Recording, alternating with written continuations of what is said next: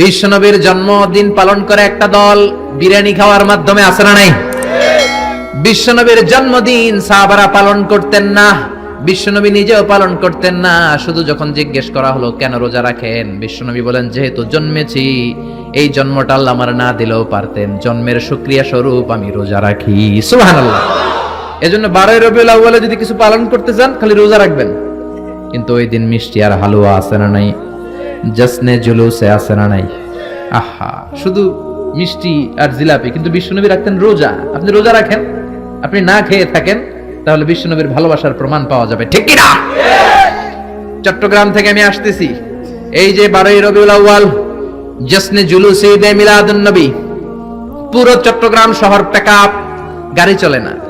এদের যোহর নামাজ কই, এদের আসরের নামাজ কই, এদের ইবাদত কই? কিচ্ছু নাই, শুধু আছে মিছিল আর জিলাপি। আছে না নাই? আছে না নাই? আছে না নাই? এজন্য এই নবী এমন নবী যে নবীরে বাদ দিলে সিয়াম বোঝা যায় না, এই নবীরে বাদ দিলে হজ বোঝা যায় না। কারণ বিশ্বনবী আমাদেরকে হজ করে শিখিয়েছেন। বিশ্বনবী জীবনে হজ করেছে একটা, উমরা করেছে 4টা। বিশ্বনবী যদি হজ করে না দেখাইতো, আমরা হাজির হইতে পারতাম? জোরে বলেন, পারতাম? এজন্য এই নবীরে বাদ দিলে কিচ্ছু বোঝা যায় না, নবীরে বাদ দিলে কোরআন বোঝা যায় না। এই জন্য এই নবীর ভালোবাসা আমাদের অন্তরে আছে না নাই? সূরা ফাতিহার 29 নম্বর আয়াতে আল্লাহ বললেন, মুহাম্মাদুর রাসূলুল্লাহি ওয়াল্লাযীনা মাআহু আশিদ্দাউ আলাল কুফফারি রুহামাউ বাইনাহুম। মুহাম্মাদুর রাসূলুল্লাহ, মুহাম্মদ আল্লাহর রাসূল। এটা কার কথা? বিশ্বনবী যে আল্লাহর রাসূল, এতে কোনো সন্দেহ আছে? সন্দেহ থাকলে কি ঈমান থাকবে? তিনি হলেন আল্লাহর রাসূল। বিশ্বনবী নিজেকে রাসূল বলে পরিচয় দিতেন। বিশ্বনবী বলতেন না আমি বাতিলের আতঙ্ক, বিশ্বনবী বলতেন না আমি সারা বিশ্বে আলোড়ন সৃষ্টিকারী, বিশ্বনবী বলতেন আমি রাসূলুল্লাহ। আমি কি? সুন্দর লাগে না নামটা? রাসূলুল্লাহ। আবার বিশ্বনবী নিজেকে আব্দ বলে পরিচয় দিতেন, মানে গোলাম।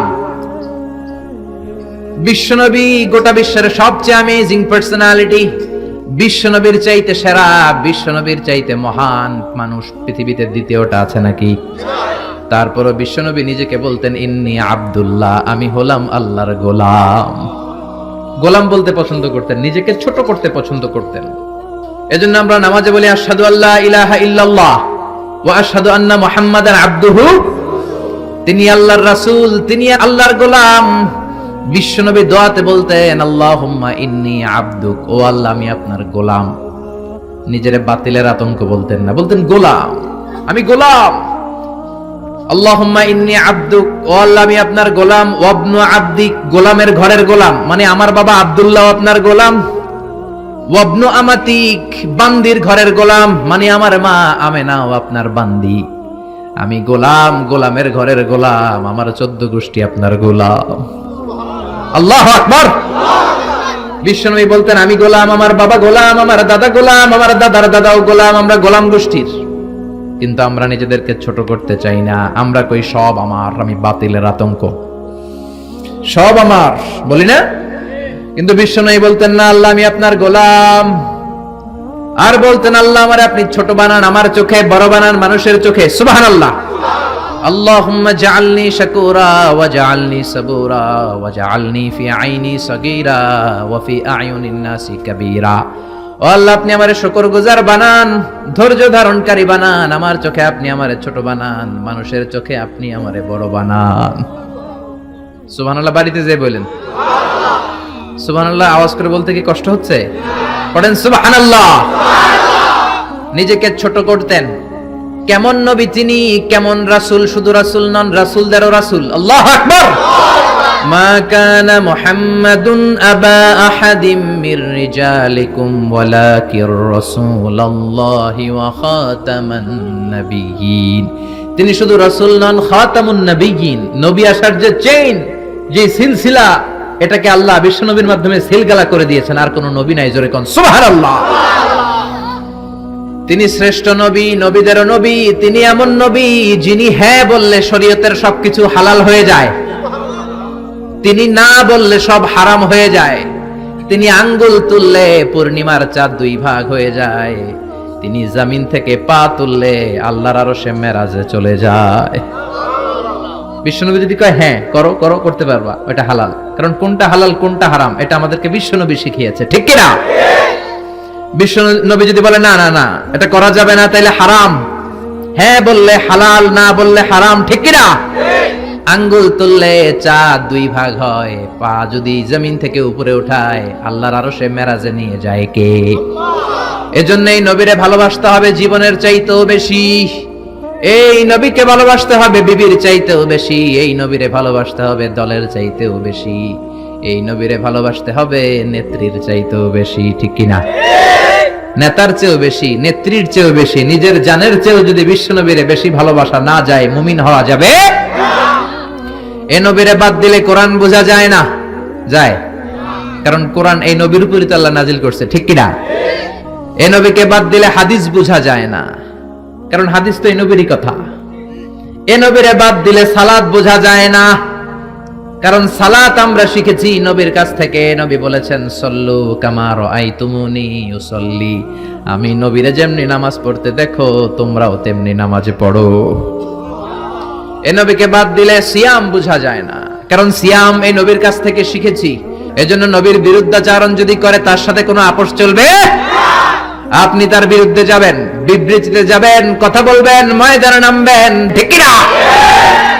বিশ্বনবীর গালি দেয়, বিশ্বনবীর বিরুদ্ধে পেজ বানায়, ব্লগে লেখে, বিশ্বনবীর পারিবারিক জীবন নিয়ে কথা বলে, এগুলো পিতৃ পরিচয়হীন, এগুলো জাহান্নামের নরকীট, এগুলো মানুষ নামের পশু। চিল্লায় বলেন ঠিক না? কয়েকটা জায়গায় আমরা বলো দুর্বল, কোরআনের গালি দিলে আমাদের সহ্য হয় না, নবীরে গালি দিলে সহ্য হয় না। নবীরে গালি দিলে আমাদের কলিজায় আগুন লাগে কি লাগে না? লাগে কি লাগে না? কার কার লাগে? দুহা উঁচু করে আল্লাহর দেখাও।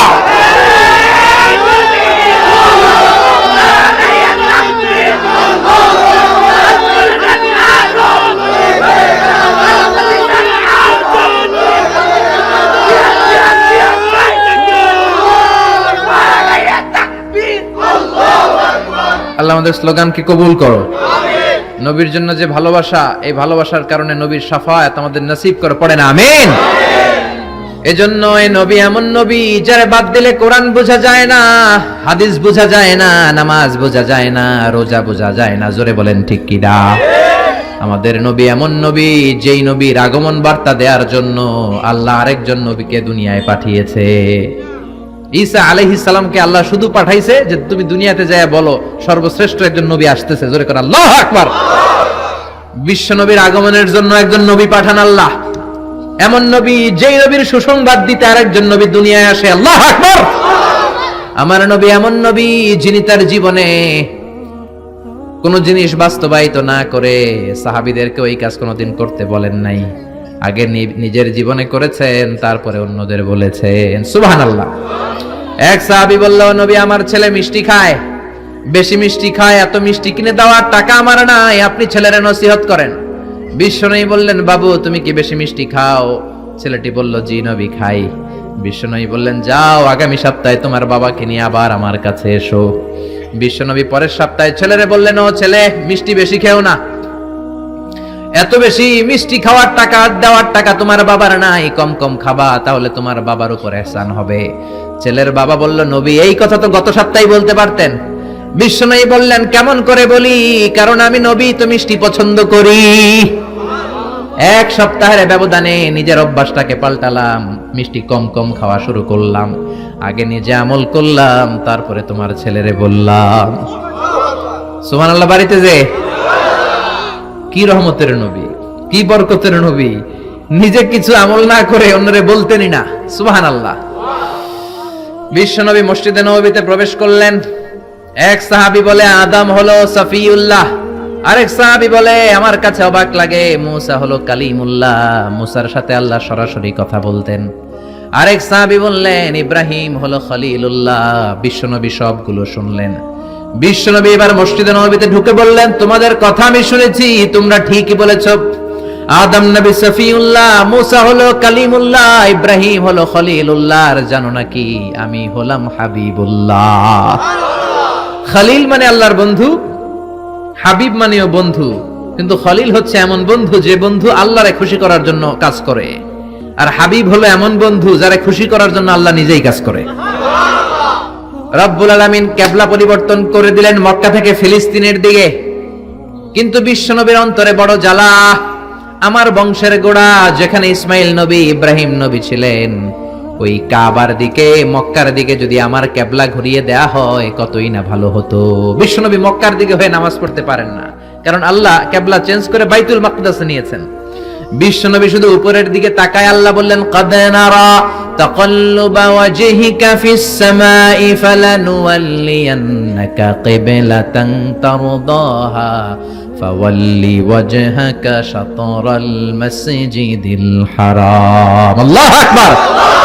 ও নবী, আমি আপনার অন্তরের কষ্ট বুঝি, আমি আপনার বুকের জ্বালা বুঝি। কেন আপনি উপরের দিকে তাকান আমি বুঝি।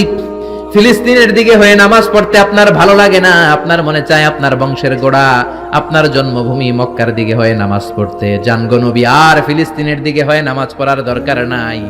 আপনারে খুশি করার জন্য আমি কিবলা পরিবর্তন করলাম, এখন থেকে মক্কার দিকে হয়ে আপনি নামাজ পড়তে থাকেন গো নবী। আপনারে খুশি করাই আমার কাজ। ফিলিস্তিনে কিবলা দিছে, আপনি খুশি হন নাই, যান চেঞ্জ করে আবার মক্কায় দিয়ে দিলাম। আল্লাহু আকবার।